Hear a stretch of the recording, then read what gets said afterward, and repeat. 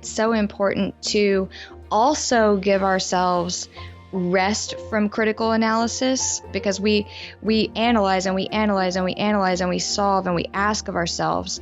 We realize the process of change is being with ourselves and accepting that we are already enough and everything we need is already right here. It's about seeing it in a new light. That was Mandy Barbee, and you're listening to episode 171 of the Building Psychological Strength podcast, where we uncover the information, tools, and techniques to turn our mind into our most valuable asset.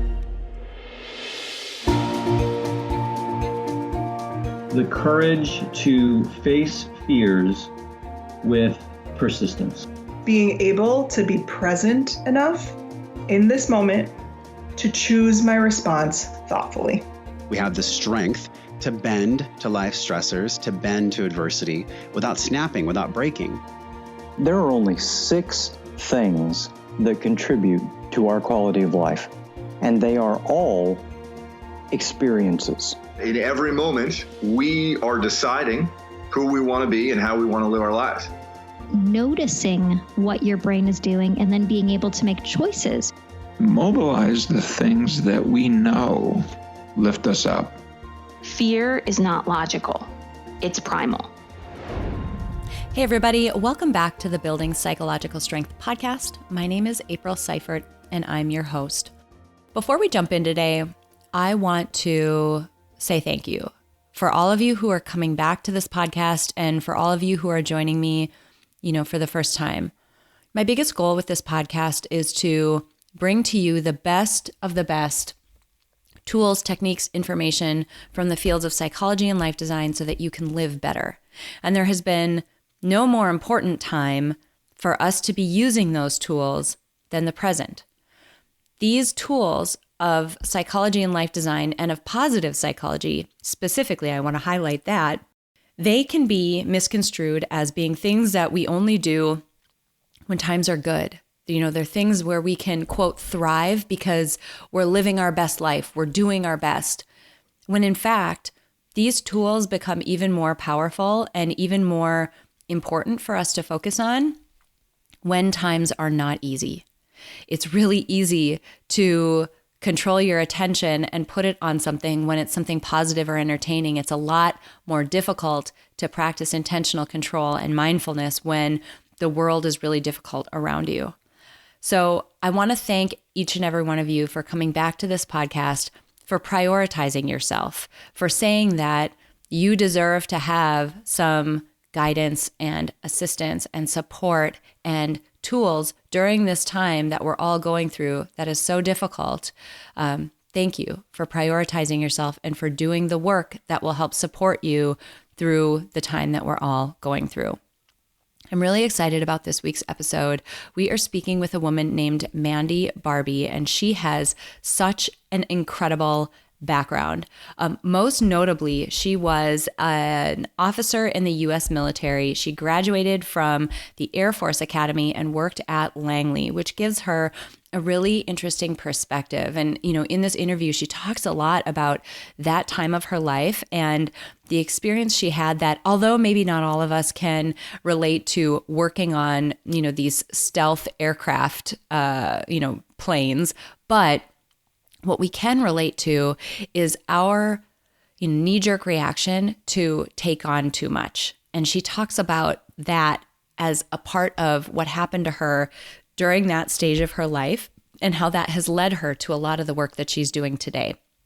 So I want to call that out because this episode is really for those people who feel like you are stretched really thin. It's for people who feel like you are taking on so much. It's for people who feel like you're trying so hard to help create a good experience for the people around you and help everyone else stay positive and stay up and manage the expectations and emotions of other people. And it is exhausting and too much for one person to handle. This episode is for you if any of that resonates. We have a deep conversation about what it means to overfunction and which pieces of that are ours to control and which pieces aren't. We actually talk a lot about how things like the committee in our mind, these voices that we have in our mind that keep us on task and drive us and push us to do more, how there are good intentions behind them, but how they might not be helpful. We talk about self-sabotage. We talk about identity. We talk about the real role of self-care in all of this. And listening to this podcast and equipping yourself with the tools and techniques that you need to thrive is a form of self-care. So I hope all of you get so much from this interview with Mandy Barbee. Let me tell you just a little bit about her. She is the founder of Palladium Mind. She is a transformation and healing expert, and she helps hundreds of people across the globe to overcome anxiousness and really thrive in their life. She uses this unique approach of using imagery in order to help people move past some of the struggles and issues that might be holding them back, or some of the self-sabotage that we talk about during this episode. She loves creating massive and lasting positive changes with other people, and she does this with a very natural and really connected way of working with people. And I think you'll hear that in this interview with her. We had a great conversation. There's a lot of robust information in this episode, and you won't want to miss the end. She has a free gift for everybody listening to this episode, an absolutely free download that you can get, and a link to access that if you want to do a little bit more work. So thank you all so much. Actually, before I jump into this episode, the last thing that I want to mention, once again, if you haven't taken us up on it, right now Peak Mind is running bi-weekly, 2 per week, psych strength building workshops. They're live, we're on Zoom, and we're teaching some of the tools and techniques that can help you thrive during this time. Mondays and Thursdays at noon Central Time. You can register and get all of the information for these workshops inside the Peak Mind Starter Pack. So I'll link to it in this episode description, but go to peakmindpsychology.com/start and sign up for the starter pack. Inside the starter pack is a module where you can sign up for the live workshops, but you can also access replays of every workshop that we've done so far. It's this growing library of content that is absolutely free to you for the time being while we are all in these crazy, uncertain times. So we want to make sure that everybody has access to that and to the resources that we know will help you thrive through this. Okay, with that, let's dive into this week's episode with Mandy Barbee.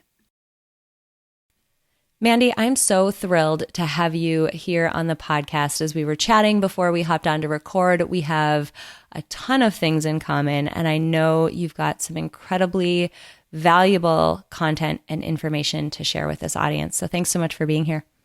Thank you so much for having me, Dr. April. I'm really excited to be here, and I've been listening to all the special gifts that you've been sharing with us as listeners through this COVID ID situation that we're in, and I just have really benefited and appreciate it so much. Oh, thank you so much. You know, it's such a unique time that we're in. As I've been recording these episodes, I've been kind of giving the date just because I feel like the situation we're in today may be very different than the situation we're in tomorrow. So it's sort of helpful to put things into context. But we're recording this on April 6th. So at this time, we have COVID epicenters in New York and in Louisiana, and a few other places are starting to crop up throughout the country. So we have definitely not seen the peak of this in the US, and that's kind of the stage that we're at as we record this episode. I'm wondering if you can give us a quick background on you and the work that you do. You've got an incredibly varied background as a person, and I'm certain that that influences the way that you approach your work as well. Oh, wow. I really appreciate that as well. Yeah, I'd love to share a little bit about my background. I was raised in the Southeast United States, and I am the oldest of 5 daughters. My parents were very young when I was born, and my sisters and I are very close in age. I knew from a very early time, we didn't have a lot of military in my family, but I was naturally drawn to military service. And around the age of 11 or 12, I sought counsel from one of my most wonderful uncles who had gone to the Merchant Marine Academy, and he began to help me understand what it would look like to enter the Air Force Academy, which I was later fortunate enough to be accepted into. And so at the age of 17, I shipped off on one of the first airplane flights I'd ever taken to Colorado Springs and entered boot camp at the United States Air Force Academy. I spent 4 years there and then served in the military as an aircraft maintenance officer on the flight line of Langley Air Force Base, working with the F-22A Raptors. And at the end of my service commitment, I did a little bit of extra time and just wanted to experience the private sector. And I spent years of leadership out there and started a part-time practice in hypnotherapy on the side while working here in Seattle, Washington, just a few years ago. Actually, entering the 5th year of my practice.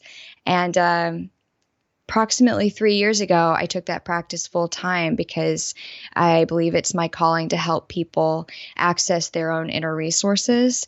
And I'm passionate about sharing the fact that it's possible to heal and not manage certain negative emotional spectrum issues that people are dealing with and suffering with today. That's amazing. Thank you, first of all, for your service in the military. My husband was also an officer in the Navy. He was a flight surgeon in the Navy, and he was stationed with the Marine fighter pilots. So lots of interesting stories of different flights that he got to take. Lots of times sitting there trying not to throw up or pee his pants. Oh my gosh. Because he was in these airplanes going so fast. Oh my gosh. Yeah, that would be a definite problem. One I've experienced before as well. Oh, man. So can you give us just a quick background on hypnotherapy for people who maybe aren't familiar or maybe have heard of it and might have some potentially incorrect preconceived notions of what it is? Absolutely. Well, hypnotherapy, I actually had a practice before. It was I ran an LLC called Prism Hypnotherapy, and it was the first business that I started. And I just basically rebranded. I run a company called Palladium Mind, and it's just the way that I serve people. It's the mechanism that I can professionally assist other people, because really it comes down to service. But the reason that I rebranded, to be perfectly clear, other than just like aesthetics or preference, it's because hypnotherapy in and of itself as a word, to me, strikes me, and I've seen this time and time again with others, is widely misunderstood. And I think it creates a divide right from the start that's just unnecessary. And so a more universal way of understanding what I do is that I work with imagery with people. So I recently was thinking about this, just kind of diving in and navel gazing and like reassessing what it is that I actually do with people. And I realized I help them relax their critical mind so that they can utilize their own innate capability for imagery, just like images arise to us naturally from our own subconscious minds, from our own awareness in dreams. We can access imagery in waking state too, and it's really easy, and it's also really fun. And those two pieces, combined with their emotionalized desire for whatever change that we want to create and our trust, make change really easy. Amazing. I love that. Someplace I would love to start, because I think, or love to cover, is before we hopped on to record, you mentioned that in your experience when you were in the military, you have a background and an experience that is very similar to a lot of folks who listen to this podcast. You described a time when you were really trying to do everything. I mean, it sounds like 3 people's amount of stuff that you were attempting to do at the same time. Can you talk a little bit about that time of life, what you had on your plate and what that experience was like? Because I think this audience will really connect with and resonate with that. Yeah, I will be so glad to share it. And actually, it's funny because it's Monday morning here in Seattle, and I've got a cup of coffee and I've got water, and we were just chatting so easily. But when I think about sharing this, I realize just how personal it is. Because as you were reminding me of what we were just speaking about, I realized that pattern didn't stop back then. So let me bring everybody else on board too. When I was in my early 20s, I just gotten out of the Air Force Academy. I just gone through a really difficult breakup, one in which I had really committed everything, even though it wasn't the right relationship for me. I had eventually bypassed my own inner knowing enough that I was just all in to this relationship I had been in and out of for approximately 5 years. When I lost that relationship, it was fairly accurate to say devastating, and figuring out how to cope with it was new terrain. And I was just starting my career as a graduate of school and as an officer. So work was demanding, new faces everywhere. And at this time in my life, I was a mega people pleaser. There is no two ways around it. There are no two ways around it. I was holding it all together by making sure that nobody's feelings were hurt. Everybody was okay with me. And this was the only way I knew how to live life. So it was like one speed, one gear, and I was just burning it really hard. And I was really good at doing that. I could manage a lot of different people's emotions from my perspective pretty well. And we get used to coping in that environment and just managing the expectations of others because that's our expectation of ourselves. And then we also have all these other expectations of ourselves. I'll speak in first person, such as I was working on the flight line back then. Actually, I was at the back shop at this exact time in my life.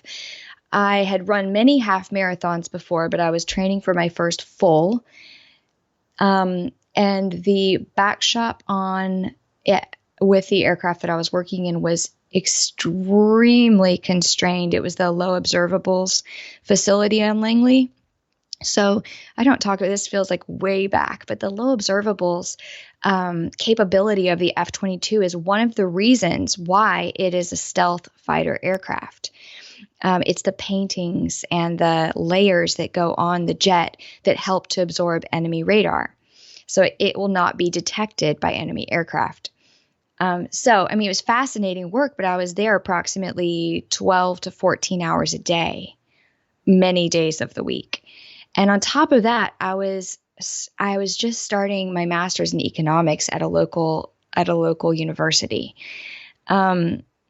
So it was just like the amount of pressure that I was bearing it really was intolerable. And it takes something in my life at that time came in like a huge disruption that made it seem like that was the reason that everything was breaking down. But I don't think I've ever really thought about this until this very moment, Dr. April, that it was actually, that was kind of like a red herring, because it could have been anything else that came into that picture. I wasn't going to be able to manage it. And then this kind of catastrophic experience that I had, which it's not really relevant, but it made the appearance that, oh, this is the reason. So I was able to fault that thing instead of my own behaviors or inadequate coping skills. And I'll just pause there. There's more to tell. Well, it sounds like this is a situation, and this is why I wanted you to go into this. This is a situation that so many of us find ourselves in.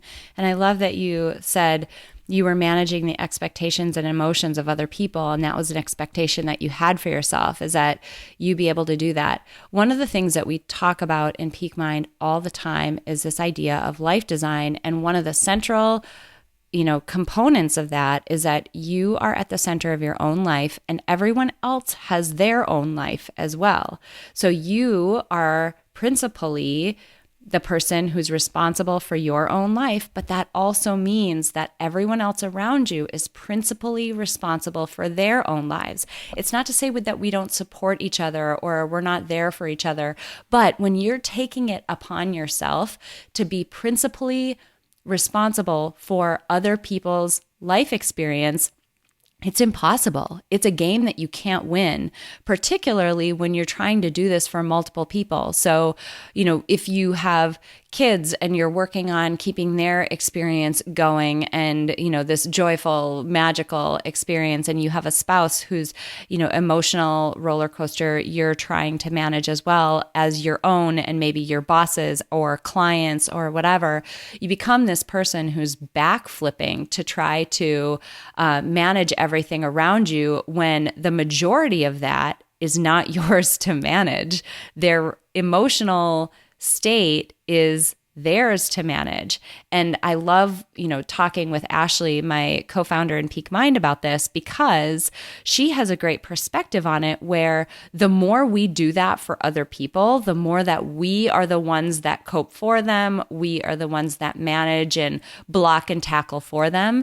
We take away the opportunity from other people for them to learn to do that for themselves. So we actually handicap other people by doing what we think is best. We're ending up, doing something that's actually hurting that other person and their ability to, develop and thrive on their own. So I wanted you to talk through this time in your life, because it's one that I think a lot of us can find very familiar. Because we just do it so naturally. We just take on so much that's outside of ourselves. I could not agree with what you're saying more. And I think the clarity of the distillation of this message is so important. I was just listening to the podcast that came out with the author of Wait, No, It Gets Worse. Yeah. I just was listening this morning, and now her name is out of my mind, of course. But Slavey, I think. Yes. She, you were just speaking about your passion about radical responsibility there as well, and it's absolutely 100% resonates. And I also love I really, really echo the same feeling about. It's like we can't really. It's like this nuance. I like to play with it.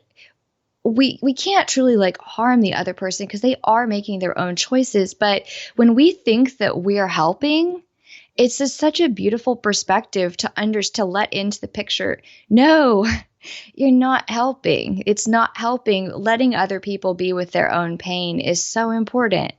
And I don't know if I'm jumping ahead of both of us right now, but that's what comes to mind is, I think oftentimes the pain is the pain of imagining that someone else might be going through something difficult and wanting to prevent that is oftentimes the motivation for this type of behavior that I was describing and that you were describing and that we see a lot with people that are highly functioning is, we're trying to help because we just want to we want to alleviate the pain and suffering of others. So it's coming from a good place, but we have to let ourselves have some of that grace too, so that we can actually be truly fit to actually help others. We have to help ourselves first. Mm-hmm. And I'd love to go there because, again, a lot of us really can relate to being in the position where we're taking on too much, where we are doing 3 people's worth of stuff in a given day. And it's interesting. We've done some work with with folks inside of the Peak Mind Center, folks who have been in our programs and stuff. We've done some work on setting up from a life design perspective self-care routines. And this is something that I could soapbox on all day long. So I'm going to try not to go down a total rabbit hole here. It. But what drives me crazy about the term self-care is if you Google it or you look on like Instagram's version of self-care, you see bubble baths and manicures. And that is not what the goal of self-care is. The goal of self-care is it's a set of activities that sets you up to be more likely to be able to be the person that you want to be, to show up as the best version of yourself. And that's an individual thing. So, people will do, for example, a morning routine and they get up and they have no idea what to do. They're like, well, I think I'm supposed to get up at 5. So I'll get up at 5 and I do morning pages and I do yoga or meditate or something, right? That's what I'm supposed to do. Maybe, but what I would rather have you do is think about the type of person that you actually want to be. Like, what's the goal? What do you like at your best? And then work backward from there. And what are the activities that you need to do in the morning or throughout your day to show up as that person? And one example that I always give is if you've ever, you can Google it and find like a detailed into the minutia list. But if you've ever looked at Michael Phelps and what the morning routine he has for race day looks like, it is excruciatingly detailed to the point that he steps onto the platform that he's about to dive off of from the same direction every time with the same foot every single time. It is so detailed. And the reason why he does that is because it's a form of self-care. It's a way of getting his mind into the right place so that he can perform as the most elite Olympic athlete we've ever seen. So if Michael Phelps cannot show up as his best without some form of self-care, what makes you think that you can?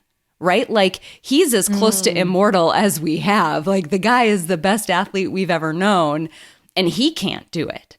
So what makes you think that you can show up for your overscheduled, overburdened, overtaxed life without doing it for yourself? It drives me crazy. So I can hear that passion. I'm just smiling ear to ear right now. It drives me crazy because people need permission to say, you do not have to have 80 balls in the air. You can get rid of 5 of them to make a little bit of room for yourself so that you can show up in the way that is going to be the best version of you, to be able to do the rest of what's on your plate. Yes, I'm such a sympathetic crier, and I'm just like misting up a little bit thinking about how much permission we all need. I think it's such a beautiful, beautiful, important message, and it's something that we almost can't hear too often.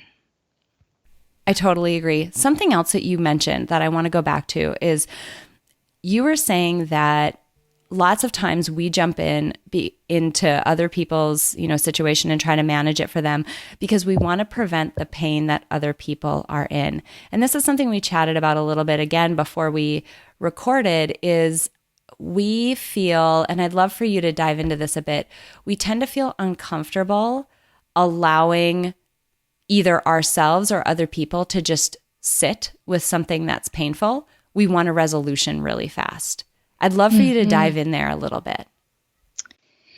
Oh, yeah. Well, I got to connect with that. Hold on a second. That's so, let me see. Let me recollect exactly what we're talking about.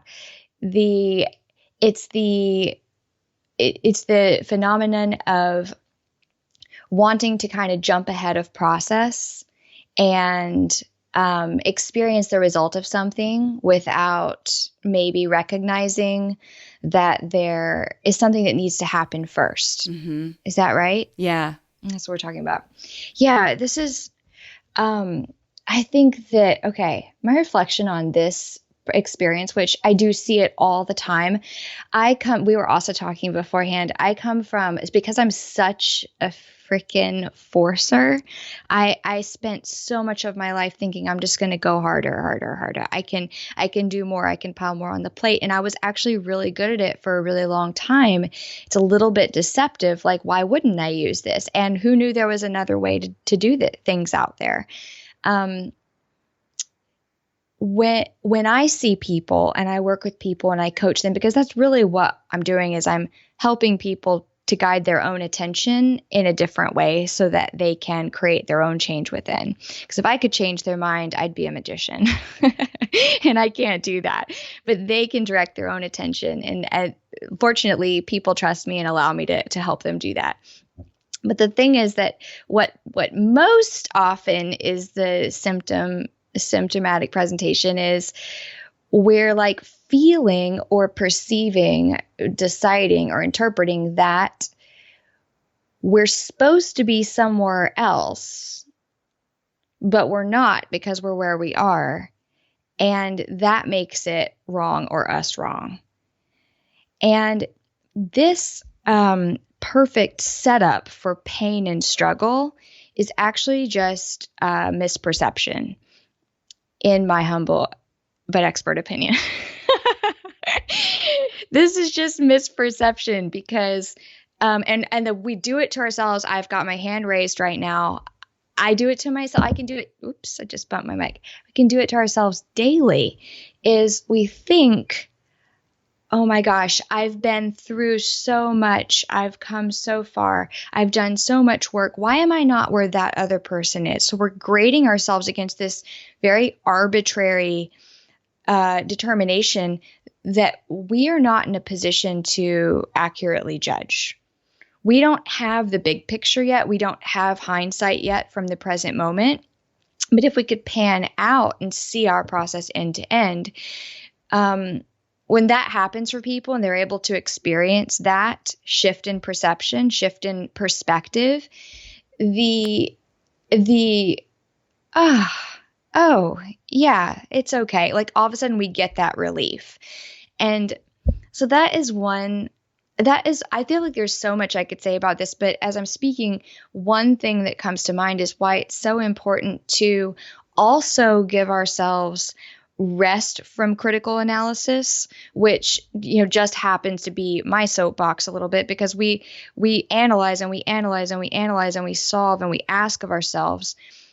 But even in meditation, sometimes what I see people do is they've got it as another thing on their to-do list. And the understanding, the bridge of understanding hasn't been built yet, that this 5 minutes of presence with self is an opportunity to be free of the chatter, to be free of the to-do list. And that when that awareness happens, then magic really can unfold, because we realize the process of change is being with ourselves and accepting that we are already enough and everything we need is already right here. It's about seeing it in a new light. That was beautiful. I was just like taking a note on that about, what you just said about the process of change is just being here right now. That's amazing. Thank you so much. I mean, you mentioned something about this critical voice that's in our head. Something else that Ashley talks about a lot is that, and I like the analogy she uses, that we all have this committee in our mind, and many, our committee members may differ. Some people may have a very loud committee member that is, their great aunt who's very critical of everything they've ever done. And this voice that tells them that they're not good enough and they're not doing enough and they're not, they're never going to succeed. And like, who are you? Other people, I myself have a very loud taskmaster and I have a very loud logistics person in my head. So my chatter isn't so much self-deprecating as much as it is, you need to be doing more. There's a more efficient way to do this. You need to find a better way to do this. What else is on your to-do list? It's this taskmaster logistics person that keeps me in a state of unease. And I love that you were talking about taking that moment to remove that critical layer of chatter and just allow yourself to be. You probably can't shut your mind off and make them stop, but you do not have to follow them for that 5 minutes, just give yourself permission to take a break. Yeah, this is something that's coming up right this second that I think, one, I love your reflection. It's really so valuable for I feel so much value that I gain when someone can reflect back to me something that I've shared, because then I also get to see it in a new light and experience it in another. There's layers and layers and layers of understanding. And so thank you. I also think that there is this, I want to give an extra opportunity for listeners on top of that. Like, and when these voices come up and then we're sitting with them, one of the things that is so crucial to me helping anybody is helping to educate that each of those voices has a reason. Every single one of those personalities, the taskmaster, the logistician, the critical one that's going, well, not quite, you're not that good yet, whatever those voices are doing, each of them has a positive intention for us. And this is where I truly become like emotionally connected too, because wow, from that light, we want to almost keep company with those sweet ones, because they're working overtime. They're the parts of ourselves that are working overtime. I hope that, I don't know, that just came to mind. Mm-hmm.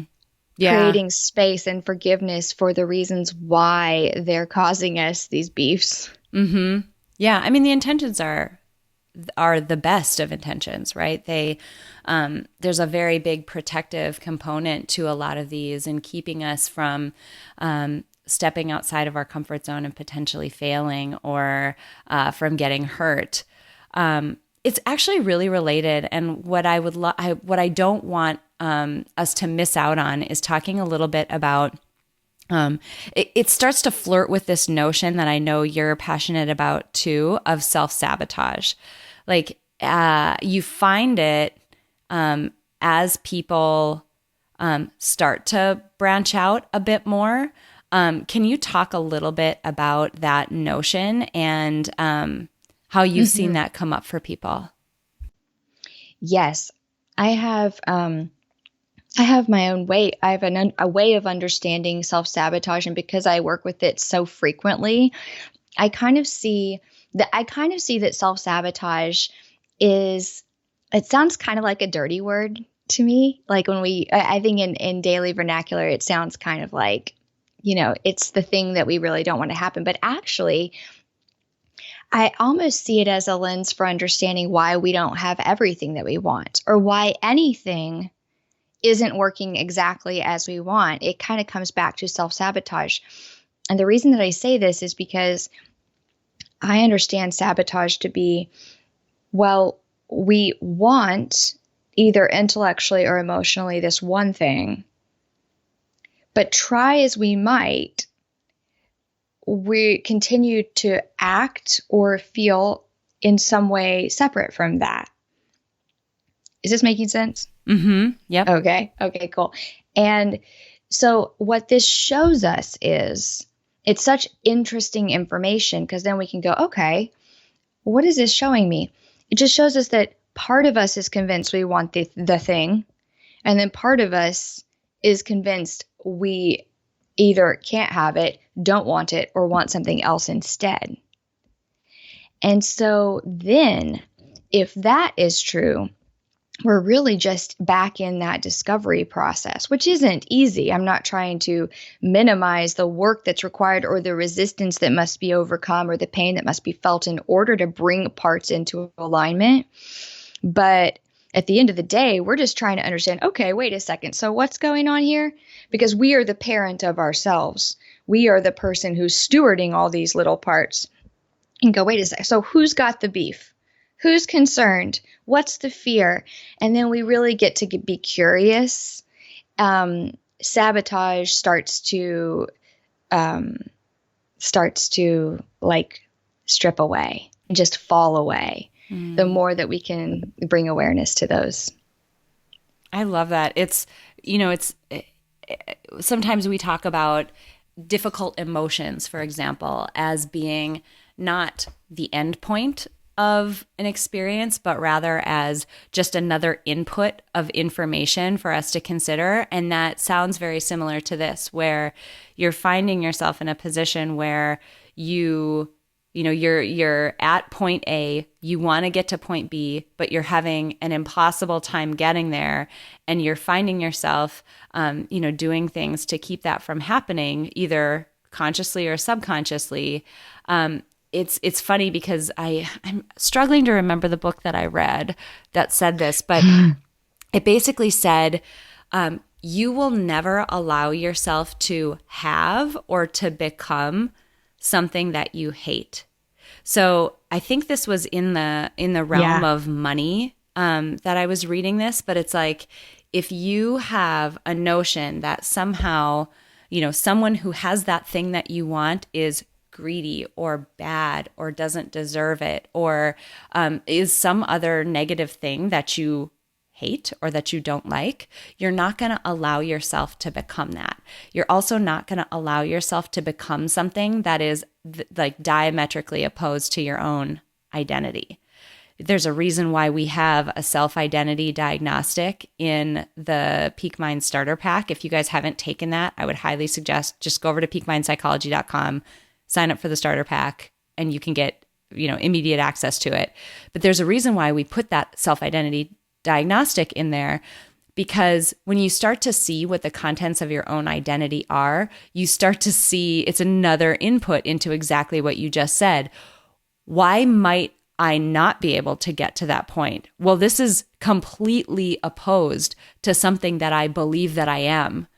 And so to get there, you're going to have to shift that belief a little bit, and you're going to have to loosen the reins on who you think you are in order to get to a place that is different from where you're at.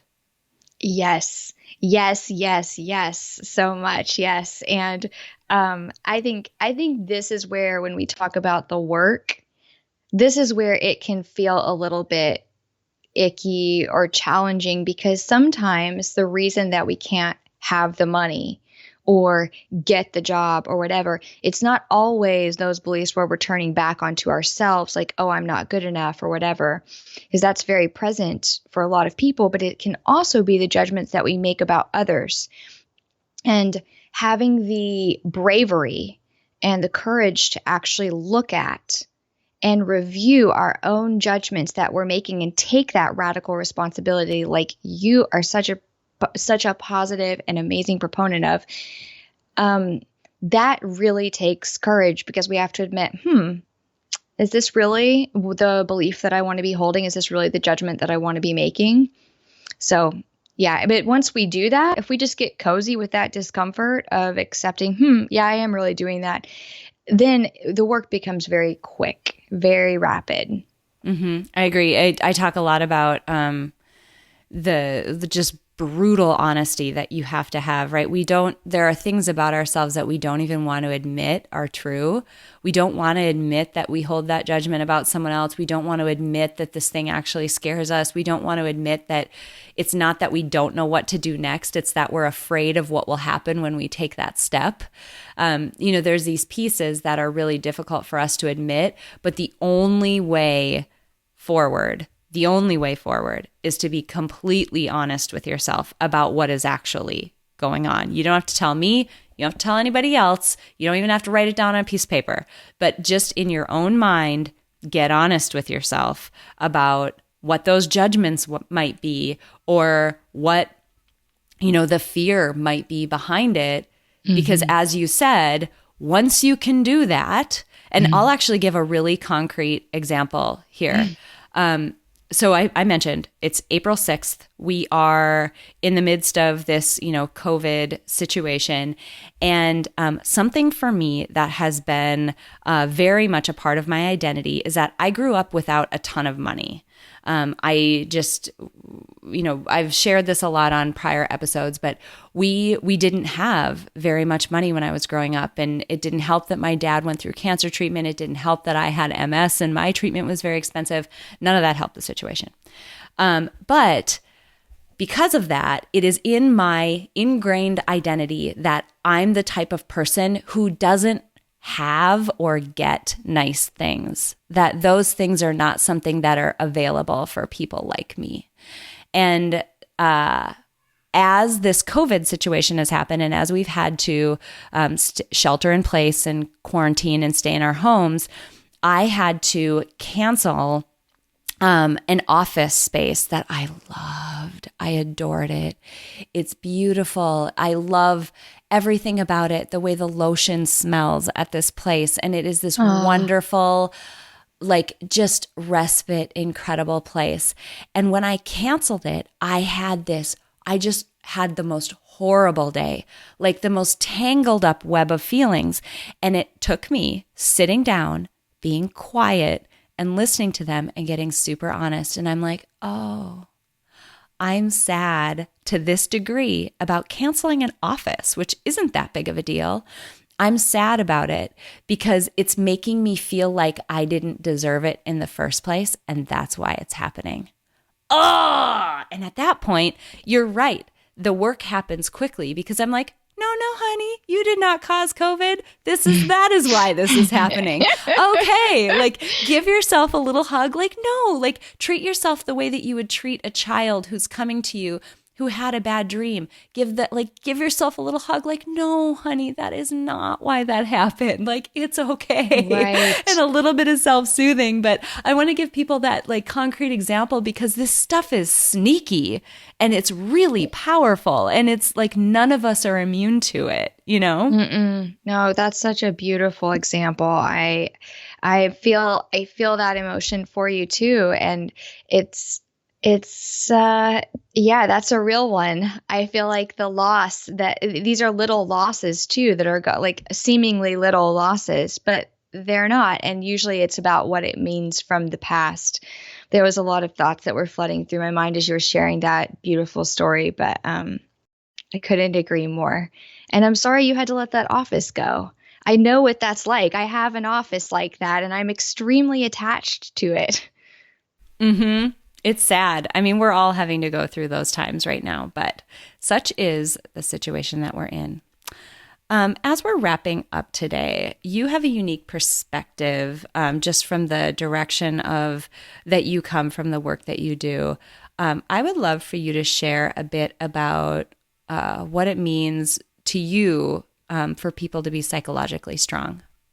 I'm honored to be asked that question because it means we're having this conversation, Dr. April. You know how much I love this concept. I resonate completely, and I am excited to share my take on it. Psychological strength to me, probably as you might guess, because of those listening might guess because of what I've already shared a little bit, is sometimes maybe my lens is not about working harder or pushing more or doing more. But strength is also about the flexibility. And the image of Michael Phelps earlier, I'll tell a little story. One time I was, I'm an prior athlete as well. And when I was doing my running and I was training and I was doing some yoga in the gym after a very long run, I'd lifted a few weights. I'd done like maybe a 10-mile run that night, and I was stretching on the ground. And a kindly gentleman was like, wow, wow, you're so flexible. And it was a very well-meaning, I wasn't put off by it at all, but it's one of those things, you know, I was like, well, thank you. Yes, I work very hard to become this way.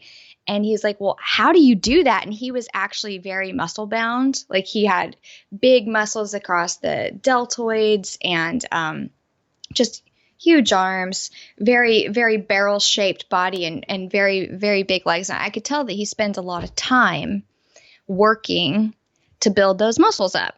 You don't get that way accidentally. And he was just acting so flabbergasted that I could be flexible. And I said, well, you know, every time that you're crunching your weights and shredding your muscles, and then the muscles rebuild more and they fill in and they grow bigger and stronger like that. I mean, you have to put in as much stretching as you do building if you even want to be neutral. So flexibly strong is where, like in my background as an athlete, where you want to be. And I think that's exactly, I think that we share, I think that we share this notion as well, but it's an aspect that I really think about a lot when I think about psychological strength, is the ability to flex into other viewpoints and to be soft with ourselves when softness is required or healthy, as well as, another like musculature reference, when in order for that track athlete to spring out of his chocks, he has to coil up. And then in that state of coil, then you can explode with power into the length of muscle that's going to let you stride and go the distance and run the race. And so you really have to be able to stretch the muscle out as well as flex it in order to really express your full strength. So I don't think I said that quite as eloquently as I wished, but those are my thoughts about psychological strength. I love the analogy. I'm definitely an analogy queen, so I love it when somebody can use a really good analogy. And you're in some very great company. Both Josh Trent, he did an episode a little while back. He's also the host of the Wellness Force Radio podcast. He mentioned flexibility in his definition of psych strength. I think he's actually in my intro audio right now. And then Dr. Steve Hayes, who's the founder of Acceptance and Commitment Therapy, he is a very big proponent of psychological flexibility. So you are in very good company with that definition. Oh, thank you. As we finish up today, where can people find more information about you and the work that you do? I would love to connect. So I have a little bit of an Instagram addiction.